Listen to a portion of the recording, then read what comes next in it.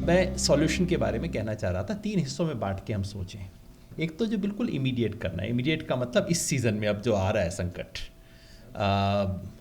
अब जो खरीफ है और अब जो रबी आने वाली है, इसमें सच बात यह है कि बहुत कुछ किया नहीं जा सकता। इसमें तो सिर्फ फायर फाइटिंग ही की जा सकती है, और फायर फाइटिंग की 3-4 चीज़ें आपने बताई हैं। एक तो थोड़ा सा बेहतर सोर्सिंग करना पड़ेगा, अभी भी गुंजाइश है इंटरनेशनल मार्केट से थोड़ा सा बेहतर सोर्सिंग करने की। सरकार को कुछ हाई कॉस्ट एब्जॉर्ब करनी ही पड़ेंगी, कोई रास्ता नहीं है। मतलब इस वक्त अब आने वाले 2 सीज़न के लिए आप किसान को कहना शुरू करें भैया तुम ये बदल लो वो बदल लो, ये तो कुछ होने वाला नहीं है। सरकार को एब्जॉर्ब करना पड़ेगा, पैसा अपनी जेब में हाथ डालना पड़ेगा। मैं देखता हूँ सरकार किसानों के लिए डायलॉग सबसे अच्छा देने को तैयार रहती है। जब तक जेब में हाथ ना डालना पड़े तब तक सब कुछ ठीक है, तब तक आप जो मर्जी किसानों के लिए करवा लो। तो जेब में तो हाथ डालना पड़ेगा भाई इसके लिए। और तीसरा, ये आपका अच्छा सुझाव है, ये जो किसी ने आपको बताया है कि बेहतर यूटिलाइजेशन और बेहतर कॉम्बिनेशन। मैं देखता हूँ बहुत ज़्यादा वेस्टफुल यूटिलाइजेशन हो रहा है। मतलब किसान डरा हुआ रहता है, कोई कह देता है भाई ये डाल दो, उठा के डाल देता है। तो किसी तरह से कम इन 2 सीज़न में हम इसको कम कर सकें। और ये विचार मेरे मन में काफ़ी समय से रहा है, जिसको आज आपने डीबीटी के रूप में कहा। पहला तो सब्सिडी कंपनियों को देना बंद कर दें, कंपनियों को देना बंद कर दें सब्सिडी। हमारा जो सारा सिस्टम है वो सिस्टम, जिसको इकोनॉमिस्ट परवर्स इंसेंटिव बोलते हैं, वो सिस्टम है कि हमने सारा सिस्टम ये बना रखा है कि भाई जितना ज़्यादा तुम केमिकल डालोगे ज़मीन में, सरकार उतना ही पैसा अपनी जेब से तुम्हारे पास डालेगी। जिसका मतलब है मतलब जिस चीज़ की देश में सबसे ज़्यादा कमी है, उस चीज़ का जितना दुरुपयोग करोगे सरकार उतनी सब्सिडी अपनी जेब से डालेगी। इसको तो रोकना पड़ेगा। अगर तुम खाद इस्तेमाल करो तो तुम्हारी सब्सिडी, खाद कोई भी इस्तेमाल ना करो तो और भी अच्छा, ये तुम्हारी जेब में सब्सिडी। इसका परिणाम क्या होगा? लोग अपने आप लोग केमिकल फर्टिलाइज़र का इस्तेमाल कम शुरू करेंगे, और ये बिना किसी रसीद के हो, बिना ब्यूरोक्रेसी के हो, और किसान पे निर्णय छोड़ दीजिए, वो समझदारी से फिर इस्तेमाल करना शुरू करेगा। तो ये एक सुझाव है।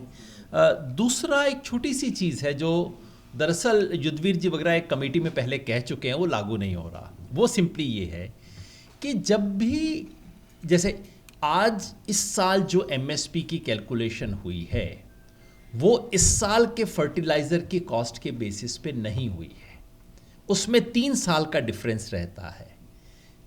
3 साल पुराना जो कॉस्ट है उसको हल्का सा वो इन्फ्लेटर उसमें लगा के इस्तेमाल कर लेते हैं। यानी कि जिस एक चीज़ की कॉस्ट अचानक बढ़ी है पिछले 3 साल में, वो आपकी एमएसपी के कैलकुलेशन में आती ही नहीं है। अब पिछले 3 साल में पेट्रोल बढ़ गया, फर्टिलाइज़र बढ़ गए हैं, मगर इन्होंने 3 साल पहले का लेके उसमें 5% जोड़ दिया होगा, बिना ये देखे कि पेट्रोल का कितना, पेट्रोल डीजल का क्या हो गया। तो इसके बारे में युद्धवीर जी वगैरह एक कमेटी में थे। ये इसी सरकार की कमेटी है, इसकी अपनी रिपोर्ट है, पड़ी है इनकी जेब में, लागू तो कर दो भाई। तो एमएसपी की कैलकुलेशन जो वो हो, इस साल की कॉस्ट को रिफ्लेक्ट करे, फर्टिलाइज़र और बाकी तमाम चीज़ों की। ये दूसरा चेंज है जो किया जा सकता है। तीसरा जो डाइवर्सिफिकेशन है, डाइवर्सिफिकेशन का मंत्र बोलते बोलते ये सब लोग थक गए, मगर ये है कि डाइवर्सिफिकेशन कोई नैतिक भाषण दे के करवाना चाहते हैं। नैतिक भाषण से तो नहीं होगा डाइवर्सिफिकेशन। कोई किसान इतना मूर्ख नहीं है कि देश में डाइवर्सिफिकेशन हो इसलिए मैं अपने घर को बर्बाद कर दूं, ये तो कोई नहीं करेगा। आपको उसको इंसेंटिव देना होगा। अब सारी बातें बोल बोल के थक गए। दाल का एमएसपी आजकल बुरा नहीं है, ठीक ठाक हो गया है, पर आप खरीदते तो हो नहीं। अब मूंग का आपने 7100 या 7200 आजकल कर रखा है। अब जब आप खरीदोगे नहीं तो कौन पागल है जो अपने खेत में लगाएगा? क्यों लगाएगा? जो बेचारे राजस्थान में कर रहे हैं पछताते हैं हर बार करके। तो दाल का बहुत लार्ज स्केल प्रोक्योरमेंट प्रोग्राम हो। ये जो ग्रीन रेवोल्यूशन का सपना था, इस सपने से बाहर निकलना होगा। ये अब सपना जो है दुस्वप्न बन चुका है, ये देश में लागू नहीं हो सकता। हमें इससे बाहर आना ही होगा, और उसके लिए एक तो जिसे रेन फेड एग्रीकल्चर, जिसको हम मान के चलते हैं कि ये तो बेचारे खेती ऐसे करते हैं, इनके तो मतलब जो इतने सबको हम बेचारा मानते हैं, वो बेचारा ही हिंदुस्तान का नॉर्मल किसान है। और हिंदुस्तान की नॉर्मल खेती उसी आधार पर होगी। ये जो झूठे सपने हैं कि पूरे देश में नहरें ले जाके हम कर देंगे सिंचाई, ये कभी होने वाला नहीं, अगले 100 साल में नहीं होने वाला। और ये जो इतनी फर्टिलाइजर्स डाल के हम करने वाले हैं, ये पूरे 100 साल में ना होगा, ना होए, भगवान बचाए हमारे को इससे, नहीं तो सब जहर खा के मर जाएंगे। तो ये इस तरफ एक तो जाना होगा। और दूसरा, ये जो फसल का डाइवर्सिफिकेशन का लॉन्ग टर्म का प्लान है, कोई डाइवर्सिफिकेशन का प्लान कभी सफल नहीं होगा जब तक उसे किसान की आमदनी से नहीं जोड़ा जाएगा। ये जो सारा है ना कि डंडे से किसान से आप करवा लोगे डाइवर्सिफिकेशन, ना डंडे से आप करवा सको। हमारी किसान यूनियन इसीलिए बैठी है, भाई राकेश टिकैत बैठे हैं, डंडे से तो होने नहीं देंगे हम।